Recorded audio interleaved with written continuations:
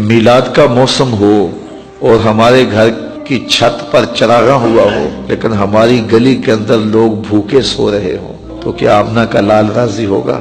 ایسا کرے اپنے رشتہ داروں اور اپنے اہل محلہ کے غرباء کی فہرست بنائیں اور اس فہرست کو مد نظر رکھیں اور اپنی گنجائش دیکھیں۔ 10 لوگ ہیں آپ کی گلی میں، محلے میں، رشتہ داروں میں 15 لوگ ہیں، 20 لوگ ہیں، تو پھر آپ میلاد کا تحفہ ان کے لیے تیار کریں۔ ان کی ضرورت کے مطابق دالیں لے لیں، آٹا لے لیں، چاول لے لیں اور کچھ چیزیں لے لیں، بچوں کی چوڑیاں لے لیں، کپڑے لے لیں اور اس شاپر میں ڈالیں اور ساتھ عید میلاد النبی مبارک لکھیں اور رات کی تاریکی میں ان کے گھر دے آئیں۔ میلاد والا رسول بڑا ہی خوش ہوگا۔ ایسے بھی میلاد مناؤ، دکھیوں کے کام آؤ، غریبوں کے کام آؤ۔ الحمدللہ میں نے جگہ جگہ ترغیب دی ہے اور لوگ اس پر عمل کرنا شروع ہو گئے۔ میلاد کے موسم میں کوشش کریں ہماری ہمسائیگی میں، ہمارے رشتہ داروں میں کوئی بے نماز نہ رہے، تاکہ جو ہے وہ حضور کے میلاد کے صدقے حضور جو تحفہ لے کر آئے ہیں وہ تحفہ آپ لوگوں تک پہنچائیں۔ میں ایک بات کہا کرتا ہوں، یہ جو میلاد عربی زبان کا لفظ ہے نا، اس کو انگلش میں کیا کہتے ہیں؟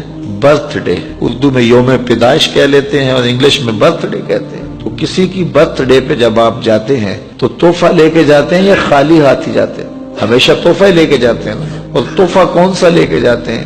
جس سے وہ خوش ہو۔ بچہ ہو تو کھلونے لے جاتے ہیں، بڑا ہو تو کتابیں لے جاتے ہیں، مٹھائی لے جاتے ہیں، پھول لے جاتے ہیں۔ کبھی ایسا تو نہیں ہوا کہ کوئی 80 سال کے بابے کی سالگرہ ہو آپ کھلونے لے کے جا رہے ہیں؟ اب کہتے ہیں اس کے مزاج کے مطابق تحفہ لے کے جائیں۔ تو کسی کی برتھ ڈے پہ جب آپ جاتے ہو تو تحفہ وہ لے کے جاتے ہو جس سے وہ خوش ہو۔ تو حضور کے میلاد پہ آئے ہو تو پھر کوئی حضور کو بھی تحفہ پیش کرو، اور تحفہ وہ پیش کرو جس سے حضور خوش ہو۔ اب حضور کس سے خوش ہوں گے؟ تو حضور سے پوچھ لیجئے۔ پھر حضور فرماتے ہیں وَجُعِلَتْ قُرَّةُ عَيْنِي فِي الصَّلَاةِ، میری آنکھوں کی ٹھنڈک نماز میں رکھی گئی۔